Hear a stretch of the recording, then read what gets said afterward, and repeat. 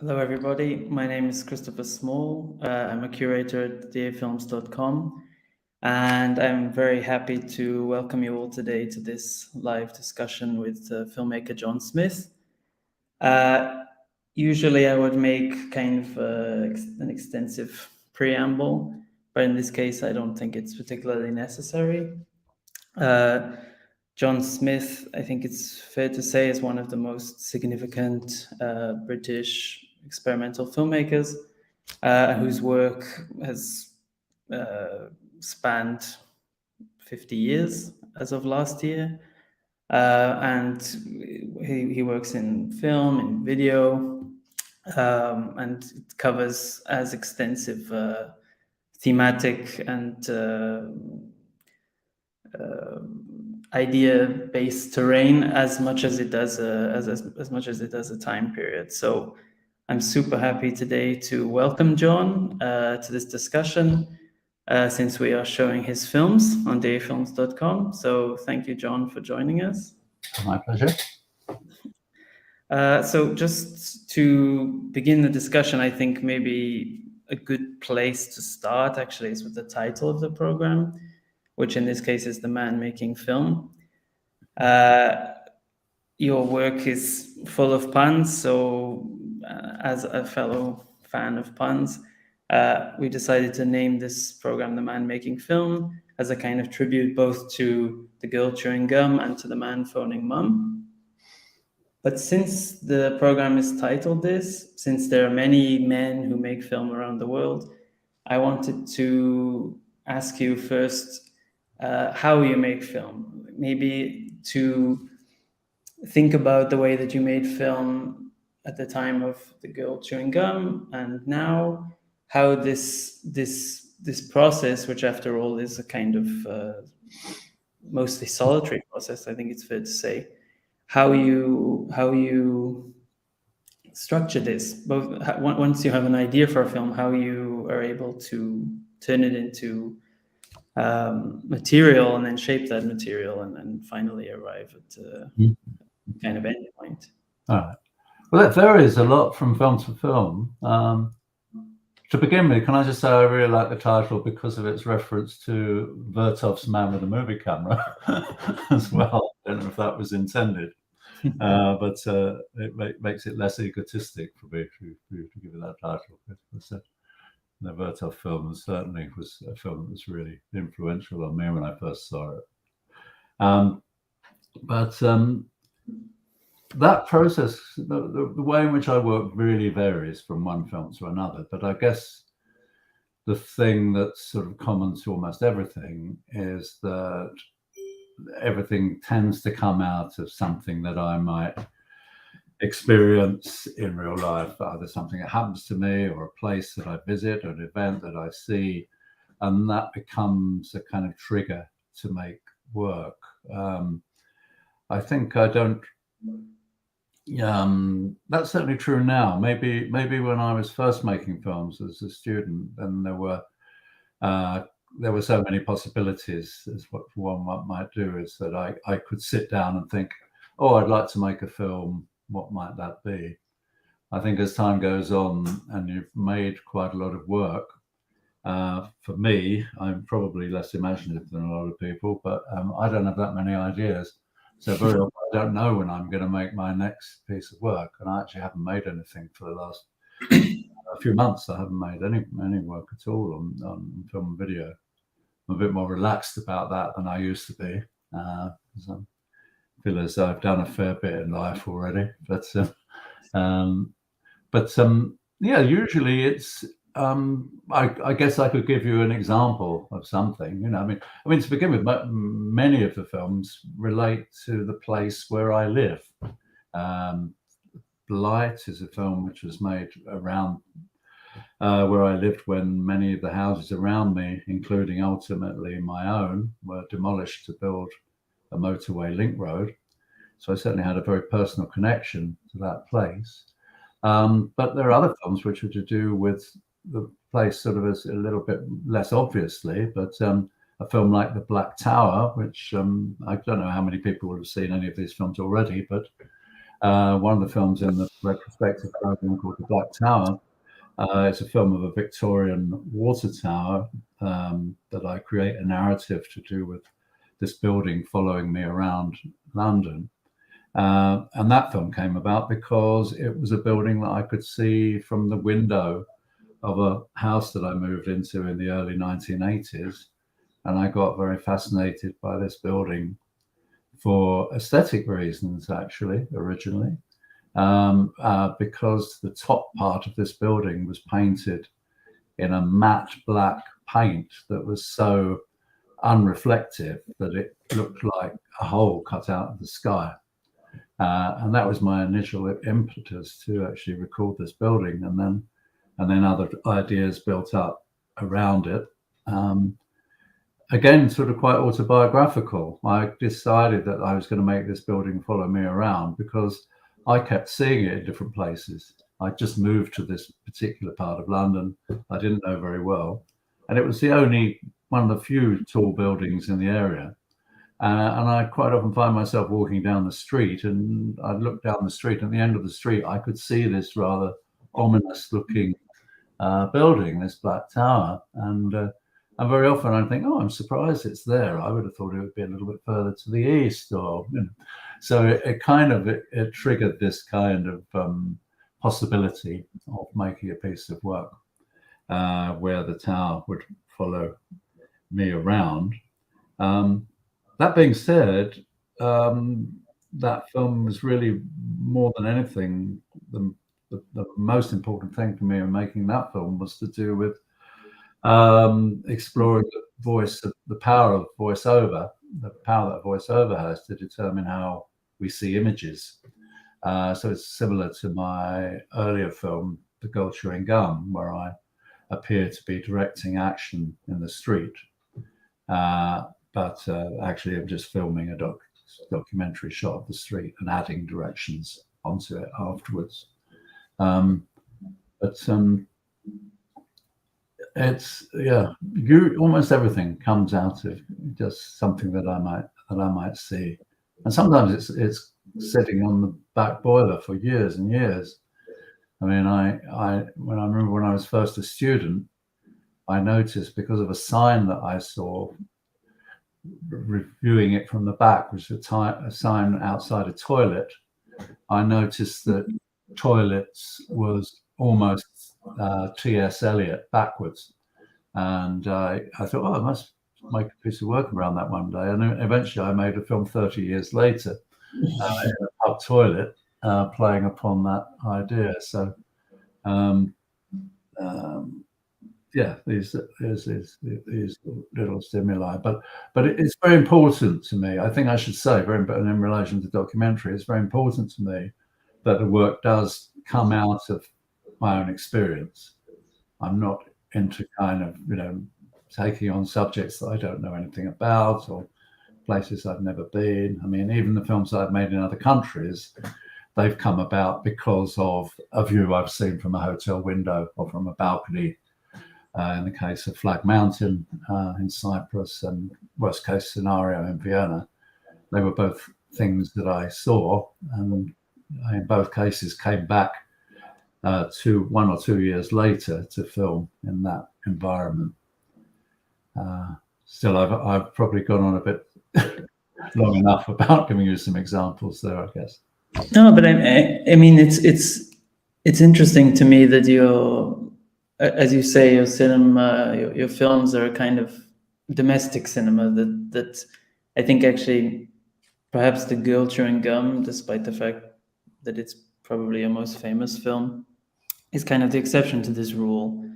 That I think the first time you and I interacted was when I was making this series of films about housing, in which I showed Blight and Home Sweet. And I think this sort of, I don't know if I should say obsession, but this sort of preoccupation with objects and sort of the strange power that an object can have is very much connected to the idea of a home, of shooting in more or less the same area of London, in like you said, shooting in the hotel diaries inside hotel rooms where, you know, a TV screen or a floppy tile on the ceiling or the sink becomes something more, yeah, I don't know. Well, the Gotcha and Gum is shot at the end of my street. You wouldn't recognize the place anymore, but it's literally 300 meters from where I'm sitting now. I lived not in this house, but in a house very nearby in the 1970s when I made Gotcha and Gum. But you're right, the Gotcha and Gum didn't come out of a concern for the local. That was much more, I think, a much more theoretical piece. Its origins were to do with exploration of formal ideas. So I looked for a place which fitted the idea that I wanted to explore. And of course, it's easier to find a place as close to where you live as you can. So there's no real reason why Gotcha and Gum should be a local. It should be a local film, I guess. But I mean, something that you later obviously addressed in the Man Phoning Mum is the fact that this film and all your films, they double as a kind of document of a specific moment, not just visually but also orally, I would say. And there's, to me, an element in particularly in your earlier films of the soundtrack itself being a kind of sort of performance piece in which certain particularities, certain documentary particularities are captured. You know, when I watch The Girl Chewing Gum, I mean, of course, I'm going through these different levels that are well understood about the film, that these theoretical ideas, but on a fundamental level, I'm just listening to the sound of your voice, the way that you're shouting, the sounds that are somehow caught in there, and it's like that in a lot of your films, that the sound is almost like this net, just as much as the image, in which you're capturing a huge amount of detail of the moment. And now when we're looking at these films, we're sort of, besides the primary experience of the film, we're also just digging through these things and seeing them in a way. Yeah, it's sort of strange for me because I'm very often present at the screening of my work, and I show quite a lot of old work as well, in combination with new work. So I'm very aware of the time passing in relation to my own life and my own mortality. I look at these things, and as far as the sound's concerned, even the use of the voiceover, because my voice in The Girl Chewing Gum is the sound of a 22-year-old man who consumed as much whiskey and tobacco as I have in the intervening years. So you can't really. So the voice is very different. But yeah, of course, it's. I mean, I do think about it now, how something is going to look at a future time. But it was always a surprise for me for quite a long while to sort of think, oh yeah, looking at that film, it must be strange for people who weren't around then, because it's, when I make all these films, they're all about the present. You know, The Girl Chewing Gum is about the present, but the present looks very, very different now. So what it looked like then, and accidentally that film becomes, in a way, a kind of, especially when I remade it in terms of The Man Phoning Mum, is sort of, it's a kind of observation of kind of gentrification of a part of East London where I live over the last, well, it was 35 years difference between when I made Gotcha and Gum and Man Phoning Mum. Now I'm horrified to think that it's nearly 50 years since I made Gotcha and Gum. Anyway.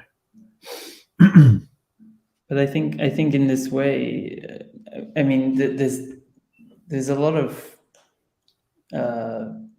political ideas bound up in that the films somehow act as a kind of magnet for these things. That, like you said, when you see The Girl Chewing Gum now, it's impossible not to think about this area is becoming gentrified.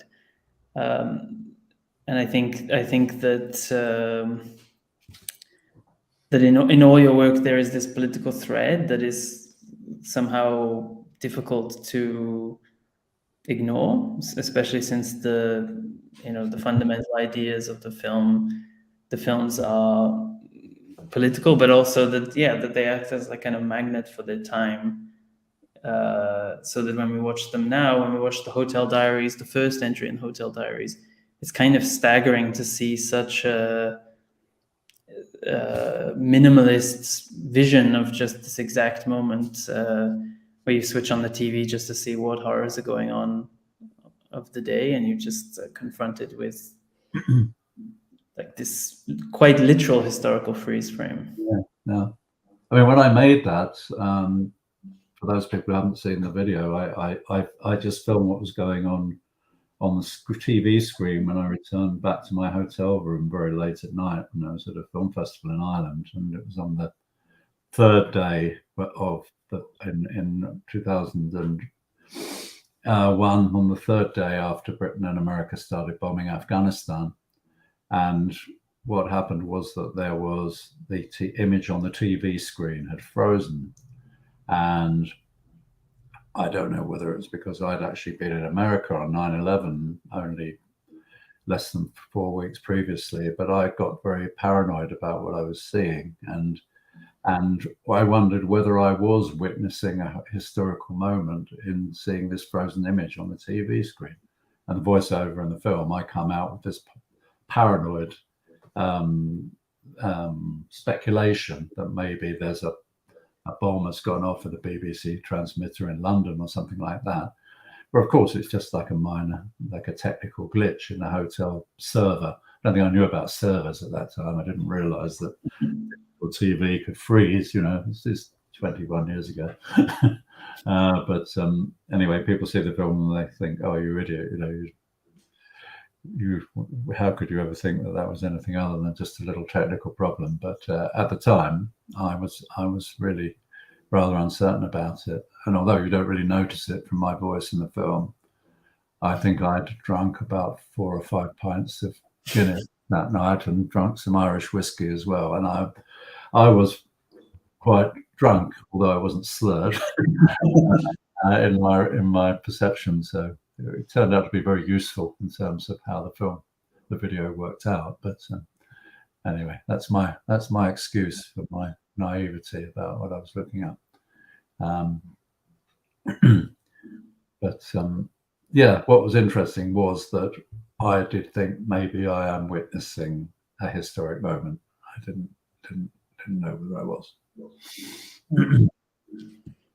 Yeah, and it's funny to me that this, like, the idea of paranoia, I think, is almost embedded in the way that you make films, because a lot of the time you're looking at an object or a view from the window and you're kind of freighting it with meaning. You're kind of digging around looking for something, which is almost the definition of paranoia in a way. Yeah. I mean, seeing images in the wallpaper, seeing a Mexican on the ceiling in the Black Tower. So I think I first came across that not through psychology, but through Salvador Dali, who described that seeing those things as paranoid critical activity. And I'm definitely a willing or unwilling victim of paranoid critical activity. Actually, a willing victim. I'm fascinated. I'm constantly looking for alternative meanings to things. And in fact, I can't help seeing alternative meanings to things. One of the reasons my friends will tell you that I'm one of the worst pun makers in the world, and I cannot stop, even at very inappropriate times, making terrible puns on things that are going on around, whether in speech or in an event. Could we go back to the very beginning, and could you just talk a little bit about your first encounters with film in general, because I think it's quite interesting in this sort of primordial way that I think you've mentioned in the past, but also about how you that you developed an interest in art in general, I think is kind of a place to go. Yeah, well, I could try and keep that to a minimum, or to keep it reasonably short. I don't know. I mean, I was actually at school. I was actually very interested in chemistry originally, in science, and but particularly in chemistry. And I was encouraged in this by my parents because they thought I would go on and go to university and study chemistry and become a scientist. But actually, as I gradually got sort of to age about 15, I got much less interested in chemistry because what I've been interested in about it was actually making bombs, making explosives. And chemistry at school became much less practical and much more theoretical, and for me rather boring. So up until that point, I've been encouraged by my parents to indulge in chemical experiments at home, and I had a laboratory in my garden shed, and literally would make very dangerous explosives when my parents were out of work. And fortunately, I've survived and haven't lost any important parts of my body, but it could have been a very different story. But anyway, I'll come back to the reason for that in a minute. So what I was really interested in is like putting things together, and making something which I could set fire to, or which would do something strange, give up a lot of smoke, or change color, or whatever. And as time went on, I've just been reading a book about attention deficit disorder, which I think almost everybody in the world seems to have, but I think I've probably got it. But I stopped being able to concentrate at school as well. So I went from being academically really good at the top of my class when I first started in my senior school to being pretty much near the bottom and looked at as being a bit of a write-off. So I took refuge in the art room, and I got interested in art because A, I didn't have to remember any textbooks, and B, because I found it quite satisfying to actually produce something physically, as I had found the physical activity of making explosives and other chemical experiments, and also it was fashionable. So I went to an all boys school as well, and the boys school backed onto the art school, and I could see all those people at the art school having fun, including lots of girls. Met very few of up until that point. And it was at the beginning of the kind of hippie time. So anyway, I decided I wanted to go to art school instead of going to university. But I wanted to be a painter, and I hadn't had any activity with film at all or anything. But my parents said to me that they wouldn't support me to go and do a fine art course because they didn't think I'd get a job. They said, we'll support you to do a graphic design course, or what they called a commercial art. My parents called a commercial art course, which in fact was probably just as well, because when I look at my psychedelic paintings that I made back in 1968, I can tell you they're very embarrassing, although I'm tempted to show them at some point. So I went and studied graphic design, and I hated graphic design as well. But the particular course that I did of graphic design. But at the same time, there are lots of simultaneous things going on, actually. I was doing light shows for rock bands, and one of the things that I was able to do was to get hold of 16mm film projectors and educational films, ex-library scientific films, which showed you how to do various documentary films about various industrial processes or science films. But I only had projectors which could show the film silent. So it was quite interesting looking at these silent 16mm films and wondering what the hell was going on in them. And there were very often like scenes in laboratories with, you know, men in white coats pouring things into flasks together, or a piece of elaborate machinery, and it just set your mind going. You know, it's like, what is going on here? And I also discovered that through making loops from film and projecting them, this is part of the light show things for bands, projecting like several film loops simultaneously, and so you've got these random combinations of images. Things would start to create meaning through accidentally, just through how one image was juxtaposed against another, you know, kind of live editing process.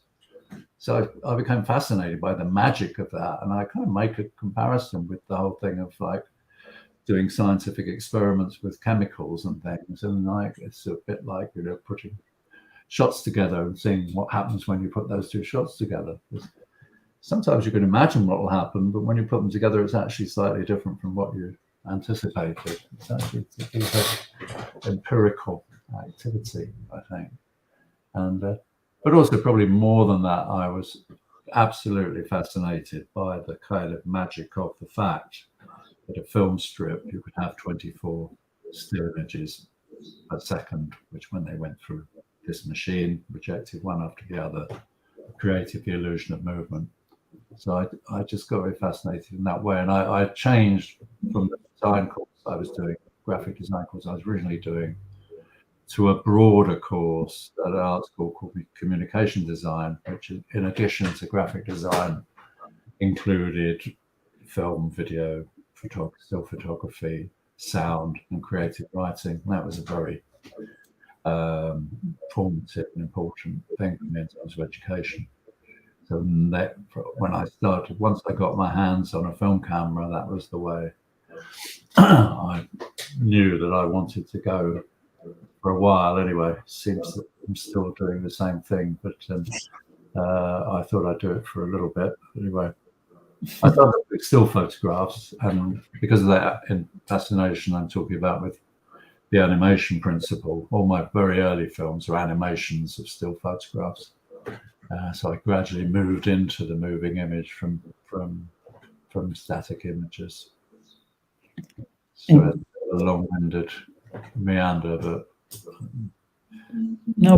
Could you speak about any kind of formative influences, whether I'm talking about films that you saw, but more so people around you, people who were sort of shaping your idea of what movies could be? No. Well, several. I mean, largely, of course, to begin with, teachers. When I went to the Northeast London Poly, where I first made films, there was a very interesting, still going artist filmmaker called Guy Sherwin, who was my tutor there, and he just got involved with the London Filmmakers Co-op, as it was at the time. It's now eventually evolved into an organisation called Lux, which people probably know, which is still going. Guy was interested in just got involved with the Filmmakers Co-op, and he was very enthusiastic about the place, and he had a kind of infectious enthusiasm. And so my first film, in fact, I'm printed at the London Filmmakers Co-op with the aid of Malcolm LeGrice, who was one of the people who set it up. He was another interesting artist filmmaker who's been around for a long time. But my contemporaries on that course, and actually at the Royal College as well, were very important. And when I went when I went on from my BA course to the Royal College to do an MA, Peter Goodall was teaching there, another very influential artist filmmaker, and we'd do regular screenings in the days when film schools or art schools still had budgets. every week he would hire in, several 16mm films that we'd look at. I still, it was 50 years ago, but I still remember it was on a Thursday morning. We would go in and we would look at films projected in the viewing theatre. And that was immensely influential for me. And do you remember specific films that you saw? Yeah. I mean, to begin with, before I initially started off seeing films that were made around the London Filmmakers Co-op, mainly British films, and sometimes quite severe, formally severe work, which was, I made some pretty formally severe films of my own at the time, which was very, very influential. But when I remember seeing films by an artist called William Raeburn. William's made a lot of films, like myself, in and around where he lives in East London. I remember seeing a film of his called Angles of Incidence, where he'd simply filmed a window in the flat where he lived in from different angles and cut it very rapidly to create these kind of cubist illusions of movement in the cutting of the film. And I'd only just started making films at that time. It's one of the first films I remember being really influential. And it's largely because I thought I could make a film like that. It's not expensive, it's just shot. It's just the cost of the film stock. I don't need a crew. I don't need a location. I can film at home. Shortly afterwards, I made a film called Leading Light, but that's not in your program. But, that was shot in a room in my house. But I think also when I went to the Royal College, then I started to see also more of an international spread of work, and I was very encouraged to see that some of the work from North America had more lightness to it in some ways, and sometimes even a humor. So even films like Michael Snow's Wavelength, for example, which people describe as being a very severe formal film, it's got quite a lot of humor in it, with these little narrative interjections, which particularly appeal to me because of having a fascination with making things which are kind of hybrid, where you combine different kinds of elements. You're not quite sure. You can introduce a surprise element into a film. You're looking at one kind of film, and then you realize you can't classify it as that because this other facet has crept into it. Some films I remember very, very clearly as being in a strong influence. Film by English artist called Ian Breakwell, made a film called Repertory back in, I think, probably 73 or 74, I'm not sure. And that film sounds incredibly tedious if I describe it. It's very easy to describe. It's a single tracking shot around the outside of an empty theatre, and Ian voiceover on the film describes an imaginary scene inside the theatre with these short sort of diary entries for every day, and each one starts with a description of the lighting. He might say, the house lights are on, the footlights are off, and then he'll describe a certain scene, usually one that it creeps into very, very surreal territory. Like, you might say, in the center of the stage, a pat of butter is slowly melting on the stool or something like this. So the thing that was really amazing for me about that, and certainly kind of is directly influential on making The Girl Chewing Gum a few years later, was I was just amazed at how powerfully a voice can actually tell you something about an image or something unseen within an image. Language, of course, is incredibly powerful, but somehow it becomes even more powerful when we're presented with an image simultaneously. And even though that image isn't actually showing us what we're being told, it's still in some sense, works as evidence. I don't know. It's strange. I think it's an extraordinary thing. I mean, I do want to get to the specific genesis of the girl chewing gum, but just if I can ask a very specific question about that, I'm kind of curious about the conversations that also took place around those screenings, the ones that you've just described. Because of course you are a solitary filmmaker, you make films alone for the most part, and we are showing films now online. Mm-hmm. So people who've seen them for this, who are listening now, will likely have seen them alone or just with one other person. But these screenings that you're describing, I mean, for me, when I go, see experimental films in the cinema, actually the discussions afterwards and the climate of ideas is almost as impressionable on me as the films themselves. So I'm wondering if it was like that, if it was such a pregnant moment in that way, and Absolutely. Yeah, absolutely. I mean, the first films that I made, I mean, it's funny when I look back now and I think that, you know, I've still got some films in the cupboard that have probably only ever been shown to 30 people. And I guess when I was first making films, I didn't expect to have any kind of wide audience to the work. I was thinking, oh, it'll get shown at the London Filmmakers Co-op, and maybe that might be it. You know, it might just have one screening at that place.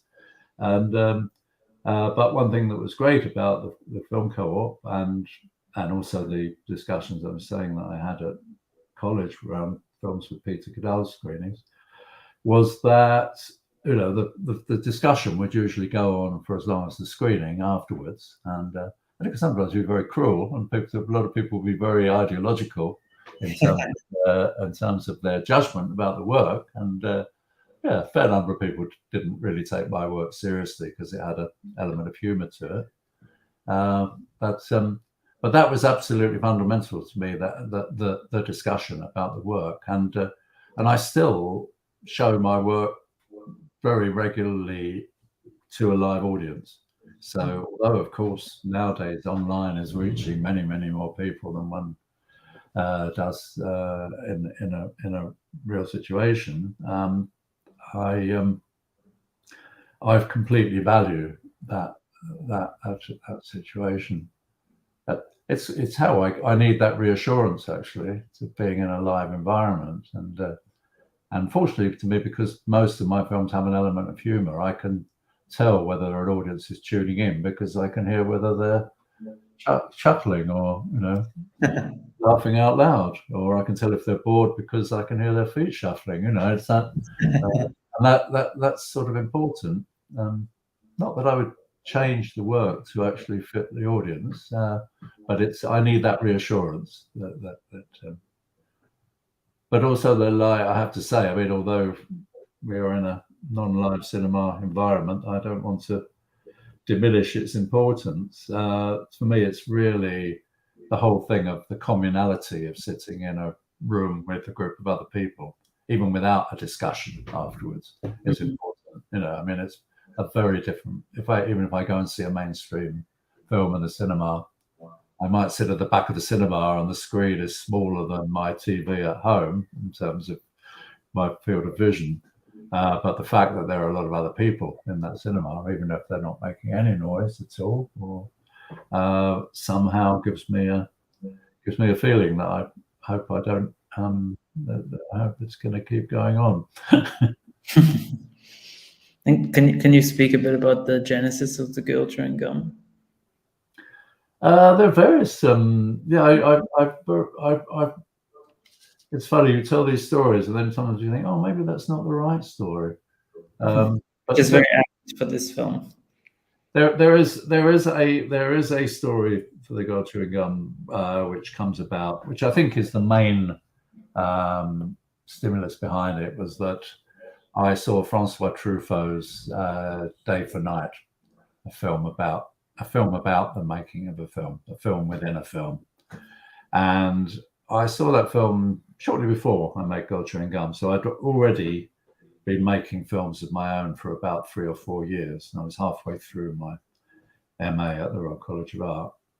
And when I saw Truffaut's film, there's a scene in it where everything is being set up for rehearsal, and it's an outside street, and I think it's probably shot in the studio even, but it looks like it's an exterior scene. As far as I remember, it's a snow scene, so it begins with like a machine going down the street and spraying fake snow everywhere, and then they rehearse the scene. And the thing that really struck me when I was watching it was that the extras, the people in the background of the film, were being directed as well. And I'm embarrassed to admit that even having been making my own films for 4 years, albeit not mainstream films, it had never occurred to me that when I saw a street scene in a Hollywood film, that what was going on in the background was directed. I thought they were just passers-by. And I thought, God, this is so naive of me to think this. And so I decided that I would make a film where I go the other way around and I take the passers-by and direct them and make it appear as though they are being directed when they're not. So it's a reversal of what I discovered with Truffaut's film. But there's another influence which I haven't mentioned very much until recently, when I realized that there was an artist that people might have come across called Mark Boyle. He worked with his family, known as the Boyle family. And he made a piece of work, a performance, which I never ever saw, but read about in a book about his work called Journey to the Surface of the Earth. He did light shows as well for the Soft Machine, amongst other people. But he did a performance where he invited people to come and see a performance. They didn't know what it was going to be. And they got taken in through the door, the back door of a building. And they got taken into a space which looked like a theatre or a cinema. So there were rows of seats and there was curtains hanging in front of presumably a screen. And when everybody was settled in the room, they opened the curtains and it was actually a disused shop, and they were looking out through the shop window onto the street. And of course, people are looking at what's going on in the street and they're thinking, is this real life, or is any of these people, maybe there are some stooges in here, maybe it's been planted in this situation. So, which is, of course, is exactly the way in which people look at the girl chewing gum, and they wonder whether maybe, even though they get the idea, they still wonder whether possibly something might be being directed, even though nothing is. But there's also the fact that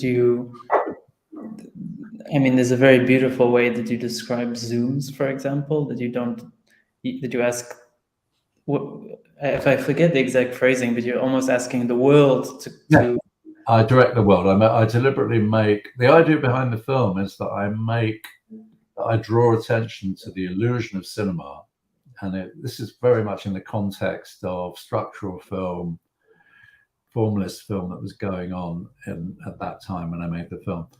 I draw attention to the illusion. The idea is to draw attention to the illusion of cinema by denying the existence of the illusion. So I never make any cinematic reference in the film at all. I just treat what you see on the screen, this 4x3 rectangle, as if it's an absolute reality in its own right. So I don't ask the camera to zoom in. I say I want everything to move towards me. I don't ask the camera to pan to the left. I say I want everything to move to the right. And so, yeah, there's no camera references. I also, 3/4 of the way through the film, mention a red car, and the film's in black and white. And the intention of that is to remind you, of course, that something that you forgot 10 seconds into watching the film is that it's black and white. The illusion of cinema is so strong that there's no impairment to our immersion in that fake reality, and that we're looking at a black and white world.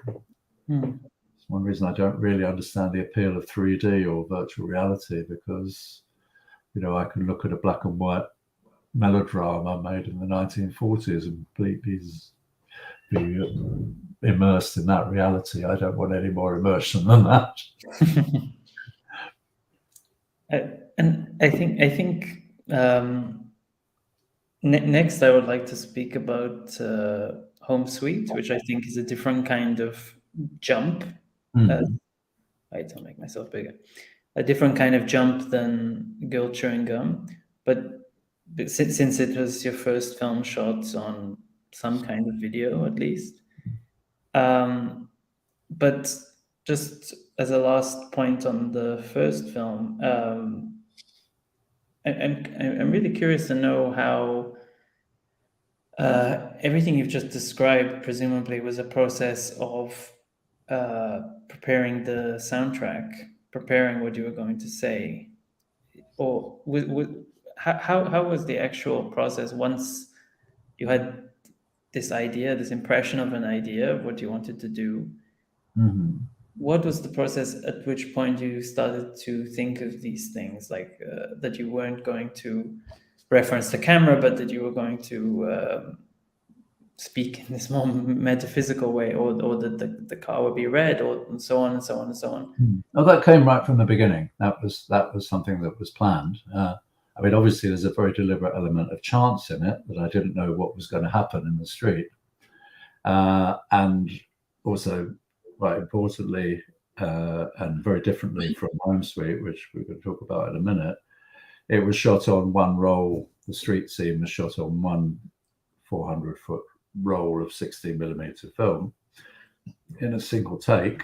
And I made it as a student. I could only afford one roll of film. So whatever happened in that one take was what had to, that was what the film had to be.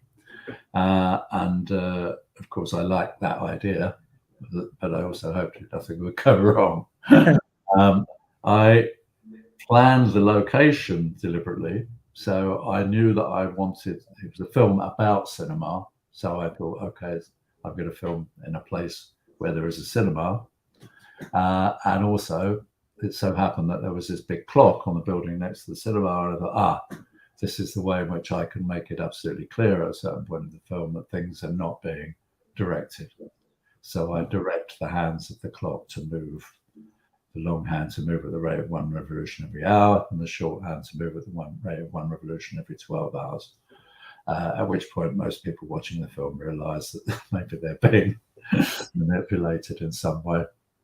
But then, of course, everything is chance, you know, and I had a very important revelation at that point. When I shot the film, I got it back from the laboratory, and I was quite pleased with how it looked.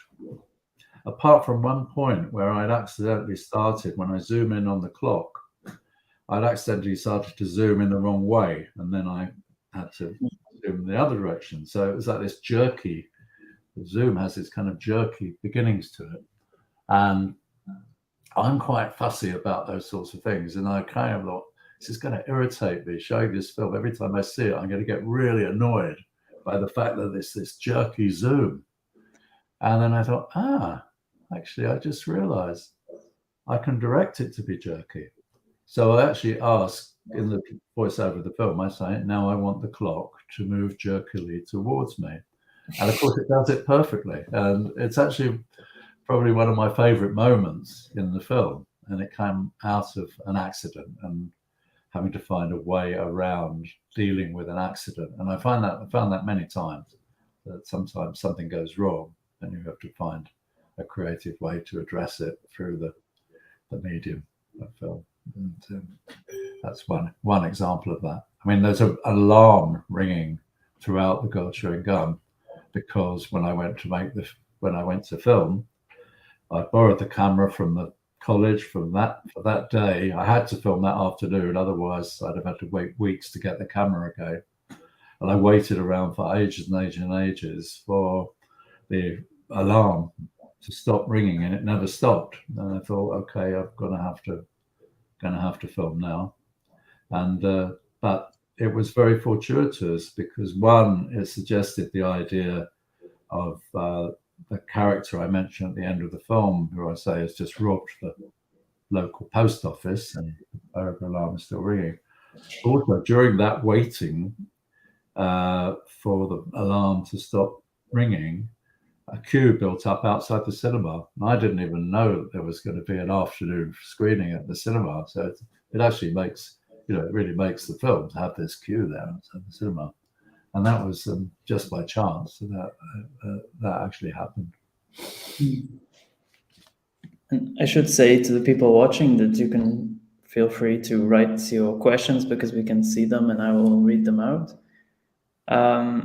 But yeah, we can. I think we can jump ahead to Home Sweet, because there's so much to think about and engage with this film. The original reason that I wanted to show it on DAFilms, I guess 2 years ago, or 1 year ago now, was because of its the fact that it's about an eviction.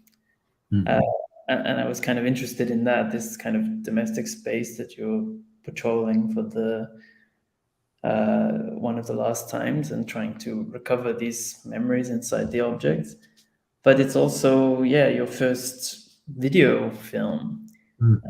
And I think there's an interesting aspect to some of your videos for the next decade after this, which is that video, as well as its other qualities, also has sync sound in a much simpler way than with film, and that almost all of your previous films, the soundtrack and the image are very, very much distinct, and that's very much the point. But suddenly here, you are recording a live performance both on video and on the soundtrack, and therefore yourself, you as a person, not just as a filmmaker or as a character, are more present. So the films become almost more autobiographical, despite the fact that you are in The Girl Chewing Gum, that it's your voice. I mean, somehow it becomes different here. Yeah, no, absolutely different. Yeah, and it's and it was that immediacy that attracted me to working with video, because as I've said many times, I like to work on my own. I prefer to actually, if possible, just do everything myself, which made it very difficult when I was working on film to actually record sound and film just on my own at the same time. So it was a practical impossibility, as well as the fact that most of the ideas I really like, with most of my work, I really like to be able to work with image and sound independently. So I feel kind of trapped by sync sound in a lot of situations. So it's much more liberating to think, okay, I've got this sound and I've got these images, and I can put them in any combination I want. Don't have to worry about having a stupid mouth talking to camera. But at the same time, I for a long time I kind of harbored as a desire to be able to make some more spontaneous work, not least because it takes me so long to make the more kind of filmic works on my own, because of all the different stages, process and things. So when round about the mid-90s, the technology got such that there were, portable, affordable, amateur, but sort of reasonably good quality video cameras that could record sound and image at the same time. That's when I got interested in making some work like that, where I could actually simultaneously record and image and sound, and create something which I hope has a sense of spontaneity, but also a sense of intimacy. And I see those video works like Home Sweet and later on Hotel Diaries as being a bit like a dialogue with a viewer. They work quite well if people just, I quite often have shown them in a gallery situation where you watch them on a monitor with headphones, and it works like a dialogue, hopefully, or not really a dialogue, because you can't say anything as a viewer, but you can listen to me. So that yeah, that was very important. But the eviction aspect of Home Sweet, I mean, that came about much later. I mean, originally, I just made the first part of it. The video's in 3 parts, suite of 3 parts, shot primarily in my toilet, bathroom, and kitchen. So I was thinking of this 3-piece suite at home. The first video, the first part, is just shot in my toilet. And I wanted to make this video because actually, if you see the video, you'll know what I'm talking about. It was probably the most disgusting environment I could imagine. And even while I was living there, I couldn't quite believe that I was living in such a slum. But it had a lot of technology in the space without giving the game away, which actually made it quite special. And I was planning to actually put a new toilet into the room, and thought I would like to document it for posterity, which I did. So it was only later that I ended up making the second 2 parts, and I made those when I knew that I was going to have to move out of the flat that I was in. It was going to be a house I was in. I was going to be evicted. And also I made it because the house by that point was even more slummy than it had been when I made the first part, because it was really just a matter of weeks before I was going to be evicted onto the street. So there was no point in doing anything to tidy the place up.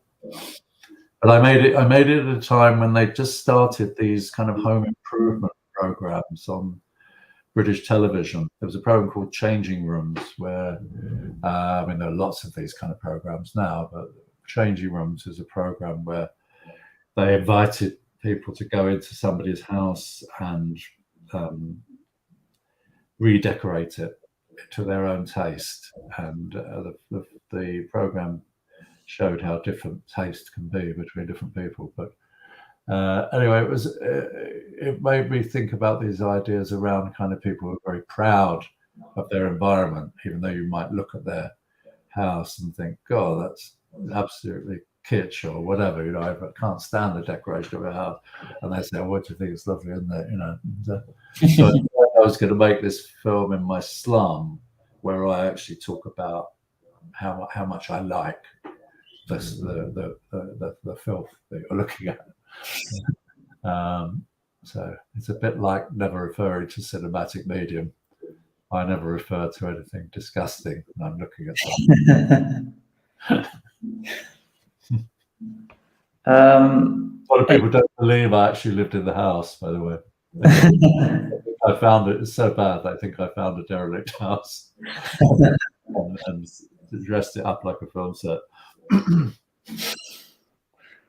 I mean, you. This may be a kind of a good segue, but you. One of the other films that preceded this retrospective was Happy Marshes, which I think was the year after Girl Chewing Gum in '77. Yeah. And was the product of a very different kind of commission, I guess. Yeah. Mm-hmm. And it's also a film about housing, but I think what I understood from something that I read was that actually you were kind of similarly reacting against a certain kind of housing project. Yeah, and I was also reacting against it. Again, it was a film. What happened was that, I mean, I see The Girl Chewing Gum in a way as a kind of anti-documentary, or a film which is critical of documentary, or critical of the dangers of voiceover, or to be specific, but also to do critical of the way in which documentary can say whatever you want it to say. It doesn't really matter what the reality is. As a maker, we all know this, you gather material, organize it to say whatever you want. So I was trying to do that with Girl Chewing Gum, specifically in relation to voiceover. And then a year and a half later, I got asked by Thames Television to make, if I was interested in making a half-hour documentary for Thames TV, for a documentary series of films made by people who hadn't directed anything for television before. That was the only link between them. They commissioned 6 films for this program. Second series, out of interest, they commissioned Peter Greenaway to make one of them. That was his first film for a mainstream audience.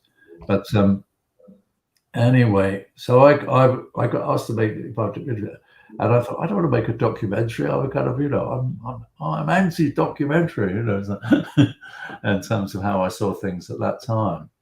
So I thought I would make, I'd actually just made another film on Hackney Marshes, which was purely to do with visual aesthetics, to do with match framing blocks of flats and also goalposts on football pitches, and then match framing and cutting in between them to create an abstraction and illusions of movement. So I'd cut between like 5 identical blocks of flats, which were at different angles, and so you get this sense of one block of flats turning, where in fact you're just looking at different blocks from the same composition, different angles. So I'd made this purely visual film about Hackney Marshes, and then I got asked to make a documentary, and I thought, oh, I think what I'll do, or what I propose, is to make something which is based around, without wanting to dismiss its importance as an issue, one of the most cliched documentary subjects at that time. This is in the late 1970s, the honeymoon with high-rise housing, which had initially been, presented as being a utopian vision of housing, had already gone very, very sour, and there were lots of problems with, largely with young families living on the 20th floor and things like that. I'd have loved to live in one of those flats, but there's the wrong people in them. So I thought I'll make my anti-documentary about this, which relating to this subject, and it's not really about that subject.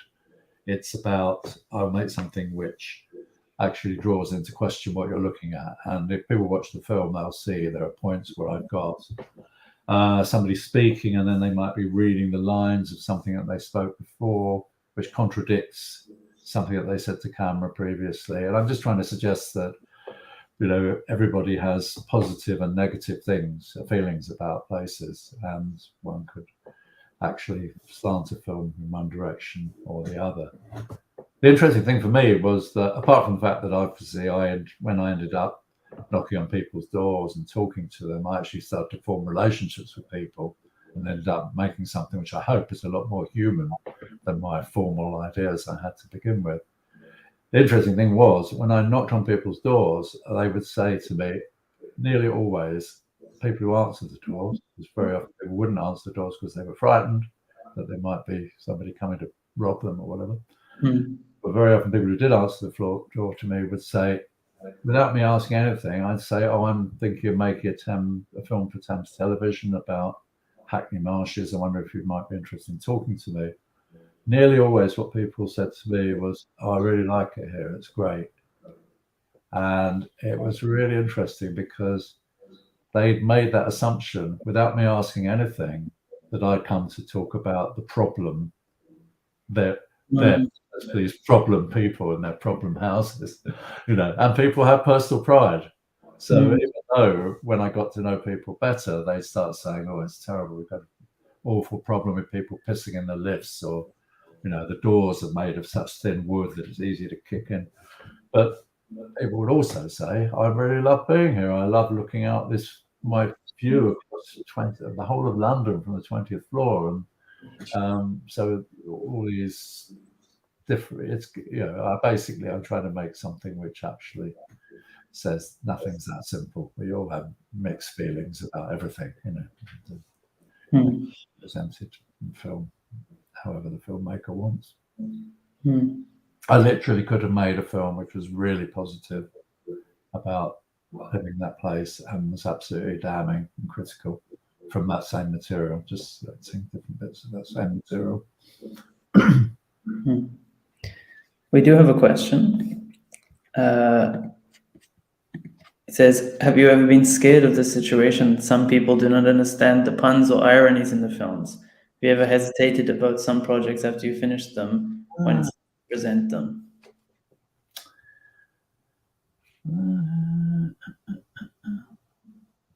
I think it's some films I might get concerned about the context in which they're being shown, and they might be misinterpreted. Or, I mean, I don't. It's not something I lose sleep about anymore. I probably was much more worried about that when I was young. I now actually, no, I must admit I quite like it if I'm doing a Q&A about my work and somebody really misinterprets something. It's quite a good, nice way of actually leading into talking about something. But to give you an example of one of the films in the program, is a film called, it is there, isn't it? Flag Mountain. Mm-hmm. Flag Mountain is shot in Nicosia in Cyprus, and it's shot from the south of the island, in the border between the Greek side of, or the Greek Cypriot side of Cyprus and the northern part, known as the Turkish Republic of Northern Cyprus, goes right through the middle of Nicosia, the capital city.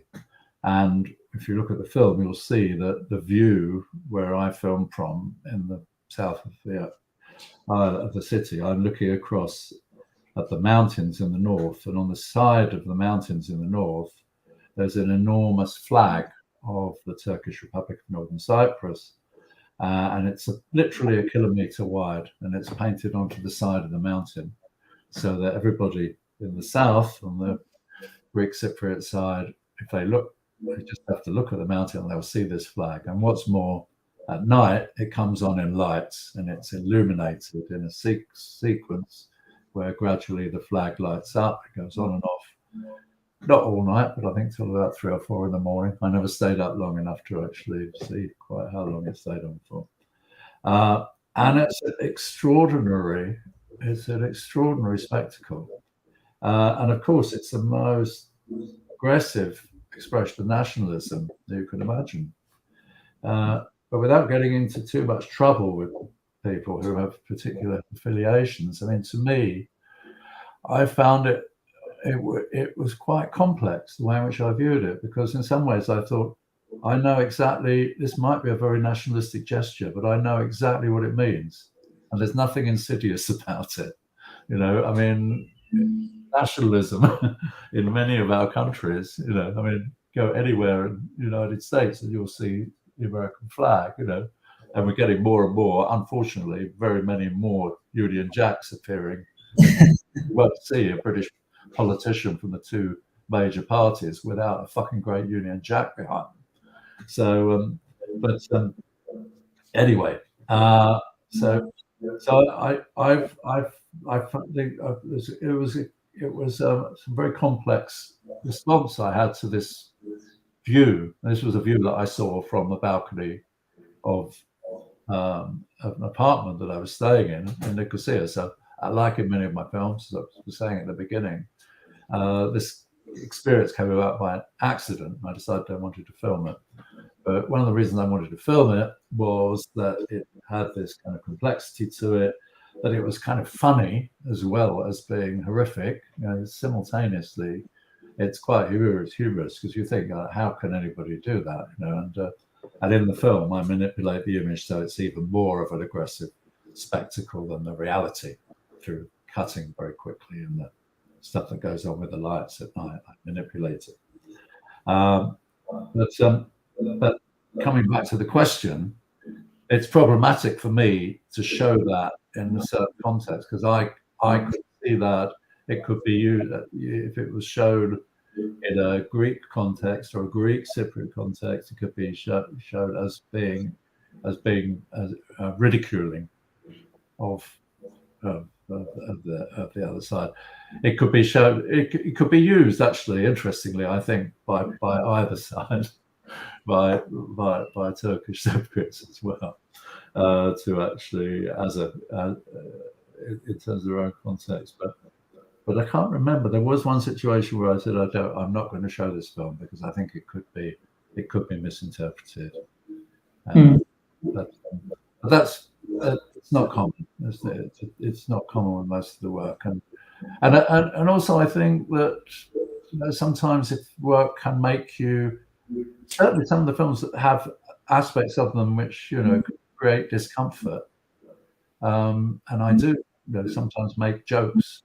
Certainly sometimes in the Hotel Diaries videos, I say things which could be considered to be bad taste. But I am sort of deliberately creating discomfort. I think discomfort is a good thing to do. That actually it makes you an active participant in the process of viewing. You're not just consuming it. You think, oh, what's going on here? Maybe it might make you angry, or it might make you question the motivation of the maker. But one should always question the motivation of the maker anyway. That's not that won't go by. I'm constantly trying to make the information I present in the film suspect in different ways, and I hope even the films which are most absolutely factual in terms of the things that I'm saying in them, there's still an element of suspicion. I deliberately talk about things in such a way as to make the actual scene improbable. Although everything I talk about in Hotel Diaries, for example, they're all actual things that happened. I like to make them seem as though you have some sort of doubt about what you're being told. I think never trust the filmmaker. I mean, I actually have we have another question, but I do have a kind of interesting example of this in a strange way. One of my favorite parts of COVID Messages, your film made during the pandemic, is this short 1 minute film where you're washing your hands and you're singing "Happy Birthday" to the tune of the Funeral March by and you're washing your hands, and to spoil the film, but you look up and you have an iPhone strapped to your head and singing, but the way that you're singing is like it almost sounds medieval. I mean, it's so strange and so beautiful. And when I showed it to some of my friends here in Prague, they had no idea what you were doing, what this meant. But for a British person like me, I mean, it's obvious this connection with that in the UK you were told to sing "Happy Birthday" twice. Right. Pandemic, and it was this interesting moment for me because when they were seeing it, they were seeing this very abstract, sort of surreal thing, whereas to me, I was seeing a variation, like a more beautiful and a richer. Well, in that piece, I mean, the immediately after the part where we're singing and washing my hands, it does go to Boris Johnson making that actual speech. So I quite understand that people could be very disorientated at the time because they didn't know about this ridiculous thing that went on and what we were told to do in my country. But hopefully it becomes clear when you see the next shot of the film. It does. I mean, that's very important to me, that there is a possibility of understanding as much as one can make things kind of understandable across cultures and across different life experiences. But it's very important to me that you don't need to know any external references to actually understand the work. But I guess there probably are some other elements of COVID Messages where you wouldn't get them without being more familiar with British culture or what went on at that time in Britain. But generally, that's very important. I definitely don't want to make work where you have to have seen another film or read a certain book or philosopher or know some psychiatric theory in order to understand what you're looking at. In fact, that work like that really annoys me. We do have another question, which is perhaps somehow related, which is that you mentioned in one of your interviews that being economical in the financial and the means of production sense is an important part of your work. And can you share your thoughts on that? Well, maybe partly because, I mean, partly through necessity. You know, when I started off making work, it was expensive because I was working on film, and I was really dependent on getting funding from usually from the Arts Council, or occasionally from British TV companies. But later on, the work becomes, you know, the kind of work that I make costs almost nothing because I've got my own equipment, and digital footage doesn't cost anything to produce. But it's important to me, partly maybe because I taught film in an art school for 38 years, and over that whole time, I wanted to encourage students to think that they could make work. Like, even if you didn't have a lot of money, you could still make work. The most important thing is the idea, and then you don't really necessarily need to find an expensive way to realize an idea. Usually, there's a cheap way you can do it. To work with the same ideas. I mean, I used to teach at two art schools. One of them was Central St Martin's in London, and at that time they had a fine art film course. And I remember having one of my tutees would I had a sort of weekly, in the days when you could have weekly tutorials with students, I'd have a weekly tutorial with all my students, and every week I'd see this one guy and I'd say, "How's the preparation for your film going?" And he's saying, "Well, I'm all ready to go, but I'm still trying to save up enough money to hire a crane."